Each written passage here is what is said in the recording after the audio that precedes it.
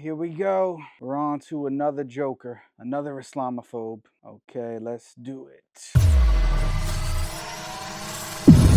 In this episode, yes guys, the title is quite accurate. I am going to refute all of David Wood's arguments against Islam. Now some people may be shocked. Wow, Brother Jake, we thought you were clever, but we didn't think you were this clever. How is this possible?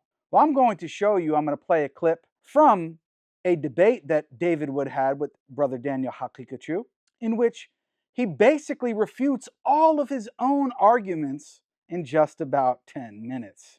It's quite shocking because David Wood has made his entire career of being an Islamophobe and trying to make arguments against Islam and Muslims. But you will be shocked, and inshallah, hopefully you will appreciate this video, including you, Mr. Woody. God just wants believers to, sometimes God will want believers to engage in expansionist war.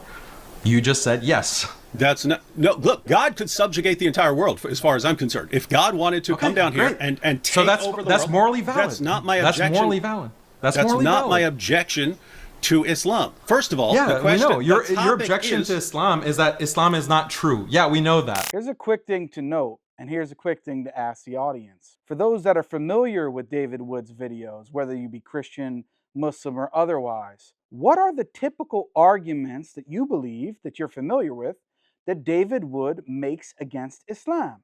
I'm sure many of you will be familiar with his comments about so-called Islamic jihad, about punishments against apostates, about punishments for blasphemers, all of these different supposed moral issues or moral quandaries that David Wood believes that Muslims have. Now, if we were to ask David Wood this question is, do those things in and of themselves invalidate Islam? In other words, do they falsify Islam? Is Islam false because it has this concept of jihad? Is Islam false because it has a punishment of death for blasphemers? Is Islam false because it has a punishment for apostasy? Well, if you watch David Wood's videos and you answered yes to that question, then you'd be shocked and surprised to hear that David Wood himself claims that that is not true. That Islam is not false because of all of these different supposed moral issues that I've just mentioned. But anyway, let's go back to the clip and you'll hear it from the man himself explicitly state this. You want to portray Islam as unjust. You want to portray Islam as somehow violating a moral code and doing something that's morally objectionable. And therefore, Islam is false because it commands something that's morally objectionable. My response logically to that argument is to say that no, you do not have a moral objection to expansion or war or violence or subjugation or discrimination or persecution. You do not have a problem with that morally because your own religion has advocated for it. And right now, just 2 minutes ago, you conceded that sometimes God, yes, he will command believers to engage in those types of behaviors. So your argument collapses. Your argument, it has no legs to stand on. That is the whole point that I'm trying to get you to recognize, that you're just arguing in a circle. Yeah, you're going to fall back on the idea that, oh, well, Muhammad sallallahu alaihi wasallam wasn't a true prophet. Okay, yeah, that's a separate debate. Okay, but the debate that, or the kind of reasoning that you employ is that Islam is false. Why? Because Islam commands its followers to do unjust things, to do things that are contrary to human morality. But that you can't make that argument. Why? Because according to you, Jesus also commands sometimes people to do exactly this kind of behavior that you're criticizing Islam for. And in fact, Jesus is commanding more than what Islam has required in the past. So you don't have a moral objection. That is the entire point. I'm going to let you respond. Don't worry, David. But of course, Brother Daniel makes the very case that is going to be made in the rest of this video. And very clearly, the way you seem to present it to your audience in your videos and on your debates is that these are objections against Islam, and in virtue of Islam endorsing some of these things, it is therefore false. Now, if that's what you thought David Wood was saying, he's here to correct us, guys. Go ahead. Okay, so massive straw man of my argument I've said in the past repeatedly, if I thought that Islam were true, I'd have to be on board with jihad. So it's not Islam is false. It's not Islam is false because it calls for the violent subjugation of the world. My position is not Islam is false because it calls for the violent persecution of Christians. David Wood is not claiming that Islam is false because it supposedly calls for the violent subjugation of the entire world. That does not falsify Islam. Islam is not false because it has that tenet. Islam is also not false because it calls for, as David Wood claims, the violent persecution of Christians. That doesn't make Islam false.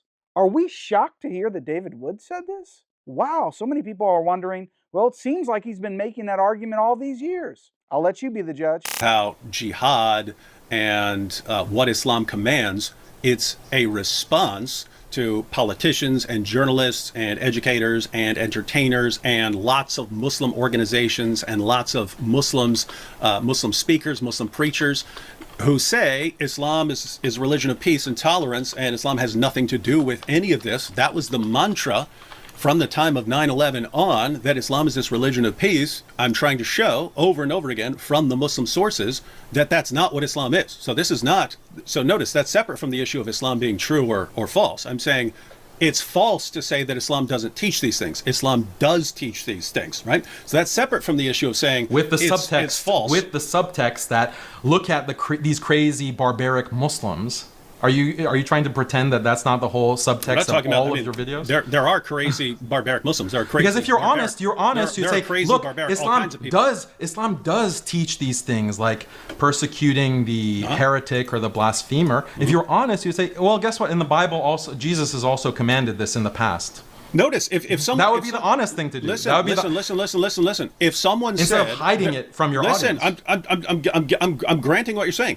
If someone were to say the Old Testament never taught such and such, and the Old Testament did teach such and such, then it would be perfectly relevant to point that out. And you can point that out whether you believe in the Old Testament or not, whether you think it refutes the Old Testament or not. Look at your comment section. Look at the people who are commenting on your videos and saying, yeah, look at these crazy Muslims. Look at how barbaric Islam is. Why don't you point to all your thousands and thousands of commenters on your videos and say, hey guys, calm down. I'm only pointing out, what Islam is about. We have these same exact things in the Bible. Jesus is cool with all these things too. There's no real moral objection here, despite my goofy videos. Why don't you say that? Why doesn't David Wood say that?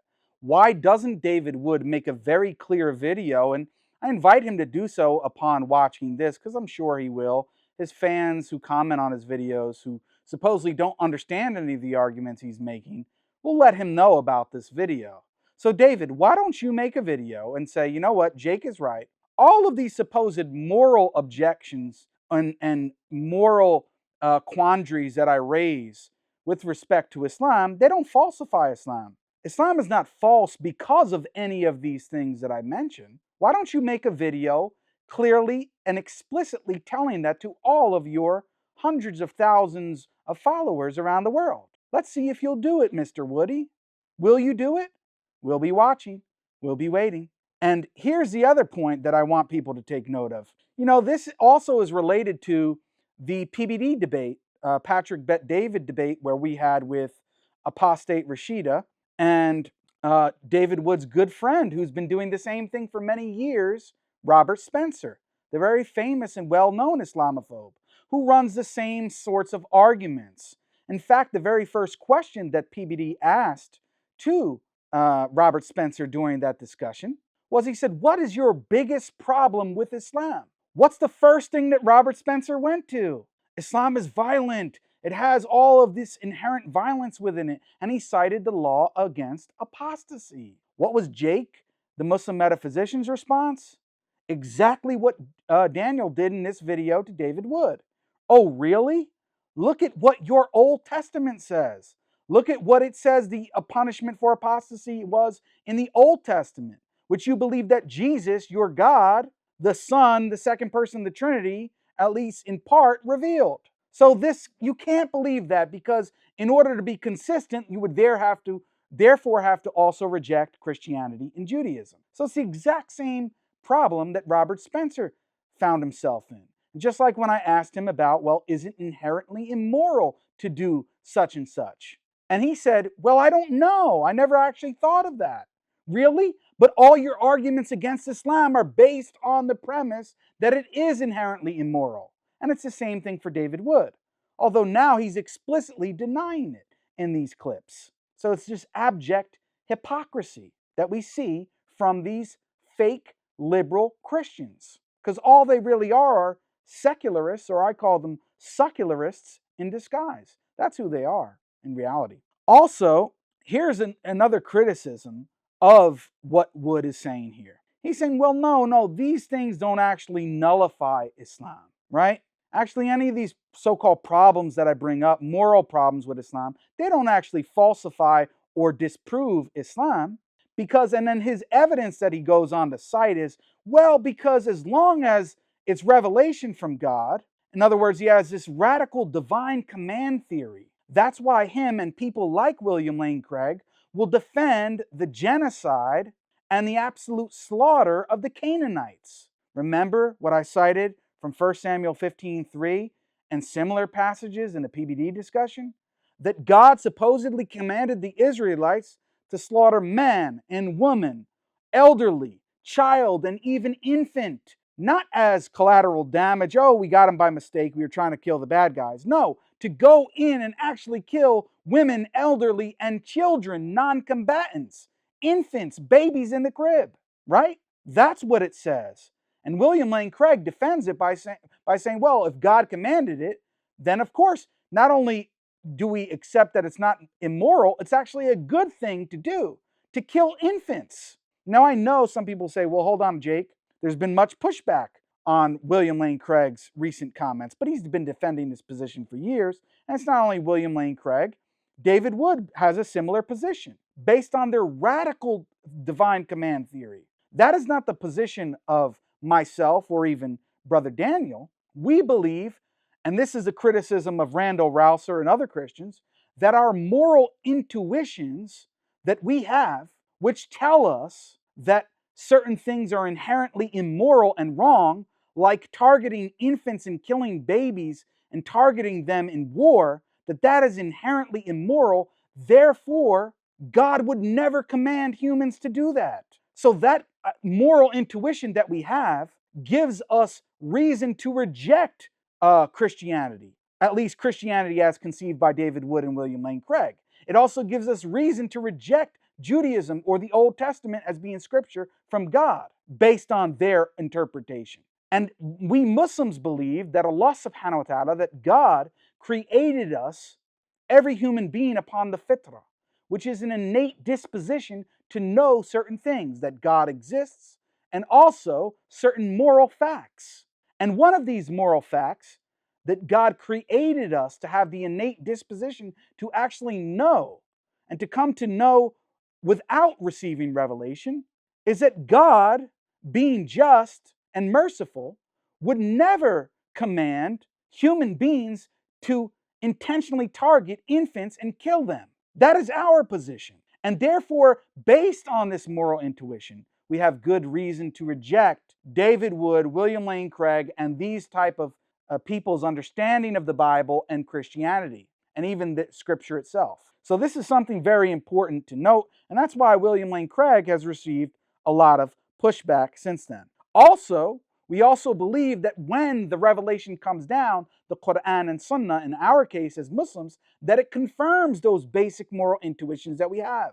That's why we have commands and prohibitions from the Prophet Muhammad alayhi salatu wasalam, where he explicitly forbade us from intentionally targeting infants in war. You cannot just go into a baby's crib and kill a baby intentionally, no matter how many times people want to lie and say that that's what Islam teaches. We don't believe that. So it's important to note that the commands and prohibitions that the Quran and Sunnah, that revelation come with, confirm our inherent moral intuitions that God created us upon. Okay? So we don't agree with David Wood's moral theory, but nevertheless, he's refuting all of the arguments he's made against Islam for quite a long time. Now let's go back to the clip here and listen to a little bit more of what Mr. Wood has to say. That's not what I'm saying. That's not what your I'm saying. audience That's thinks. not what I'm. That's what not your what I'm saying about audience Islam. that's what all of your audience, as evidenced by your All of them. commentators, All of them. think. Yeah, yeah. At least the ones that I see of them? cheering for your videos, they believe that, wow, you're showing how Islam is so barbaric because it has these practices, and the kind of moral reasoning that they're using in that moment when they're watching your videos and commenting on them is that these are inherently wrong practices, and they believe that Christianity or Jesus is all about peace. You should correct your audience. They no, guys. Jesus is not all about peace. Only in this current covenant is he all about peace. At all other times, he's been about expansionist war, violent jihad, smiting the unbelievers. He's going to actually come back in human form and do that, as the book of Revelation says. That should be your message, David Wood. So you need to be consistent. Daniel is making the point that if you look in the comment section on David Wood's videos where he discusses apostasy in Islam and all these supposedly immoral things in Islam, what are his viewers actually think? What are you, the viewer here, think David Wood's argument is? Do you think that his argument is that Islam has these inherently immoral concepts embedded within it and that therefore it's false? If yes, then you've been fooled by David Wood, because he himself is saying that's not his argument. So, David, would you like us to believe that your audience is so terribly unintelligent, so stupid, so idiotic that they don't understand the arguments that you've been making all these years? Wow, looks like you have a very low IQ audience. But maybe that part is true. I'm not surprised that you, David Wood, Mr. Hammer Time, would have a very low IQ audience. That's not actually that surprising, is it? Dozens of times and dozens of debates and so on. So I've discussed all that repeatedly. My objection to Islam is that Muhammad is the most obvious false prophet in history. That's my objection to Islam. But in addition to that, it also calls for the violent subjugation of the entire world. So people need to be aware of it. And as does every system. People who say it doesn't need to be corrected and refuted. So that's my position in case anyone's not clear on it. So that's David Wood's position, just in case anyone is not clear on it. The only reason he brings up the punishment for apostasy in Islam, the punishment for blasphemers in Islam, or Islam's concept of jihad, or any of these things, the only reason he brings them up is just simply to inform the audience that this is what Islam teaches. It's just information for the audience, right? And it's also to refute the modern so-called liberal Muslims who claim that no, Islam doesn't have offensive jihad, that Islam doesn't have these punishments for these different crimes or these different sins, right? He's just refuting these modern liberal Muslims and informing his audience of what Islam teaches. But he doesn't want you, the audience, to come away thinking that these things therefore falsify Islam or Islam is false in virtue of having these positions. Really? Is that what the audience gets from his videos? I don't think so. And we'll see in the next video that David Wood directly refutes himself. But anyway, let's listen here a little bit further where, he just mentioned now actually that his real reason that Islam is false is because he doesn't believe that the Prophet Muhammad alayhi salatu wasalam is a true prophet. But why is that? What, according to David, makes him a false prophet? We'll see that in the coming video, inshallah. Stoning and the death penalty for blasphemy. I don't know how many more times I can say it, and if you want me to be as clear as possible, yes, if there is a pillar of cloud right here who is performing all kinds of miracles, raining food down upon us and so on, and that pillar of cloud orders us not to blaspheme, and we blaspheme, I have no problem with him putting us to death. It's clear that we are in rebellion against our Creator. So what was that? David Wood has no problem as long as the claims about putting to death for blasphemers and apostates, as long as they have miracles and clouds appearing, supposedly speaking for God, there's no problem with that. He would readily accept it. So that means it's not inherently immoral, and therefore it doesn't nullify Islam. This is what he's saying. This is what he's admitting. Okay, David, then what actually does nullify Islam? I believe that God has the authority to give life and take life. So the problem is not with God killing people or executing people or things like that. It's how do you know you're actually hearing from God? I've never seen any reason to think that Muhammad was speaking for God. So there you have it, folks. David Wood's real problem is simply that he has no good reason to believe that Islam is true or that the Prophet Muhammad alayhi salatu wasalam is a true prophet. But none of these objections so far that we've discussed, right, the inherent supposed immoralities in Islam, make Islam false. That's not David Wood's argument. So all you Christians that think that, wow, you really have misunderstood David Wood for a long time. And David, why is it the case that many of your followers who watch your videos come to Muslims and they make those arguments based on the premise of claiming that Islam is false because of all of these different things that are being mentioned? If you're an honest man, you'll respond to this video, David, and you'll say, "You're right, Jake. You're right, Jake. My audience is so foolish. They've misunderstood me all this time. I don't believe that Islam is false because of any of those things." And in the next video, guys, we'll see that what is David Wood's real reason, supposedly according to him, for believing that Islam is false. So make sure you check out the next video because you're not going to want to miss that because, again, David Wood is going to refute himself in that video as well. But just to recap, right, David Wood here has been clearly stating that Islam is not false because of any of these supposed immoralities. And the reason why he has to say that is because many of those same things that modern liberal Christians or modern secular liberal atheists would find problematic in Islam, you can find that in the Old Testament, and much greater concern from their perspective. And therefore, he would shoot himself in the foot if he says that's what makes Islam false. That's why, Robert Spencer, you got folded like a beach chair. You got folded like a pretzel, my friend. And you didn't even see it coming. And you've been making these arguments against Islam for how many years? It's absolutely pathetic. But these arguments are comprise so many of the arguments and claims and videos that David Wood makes.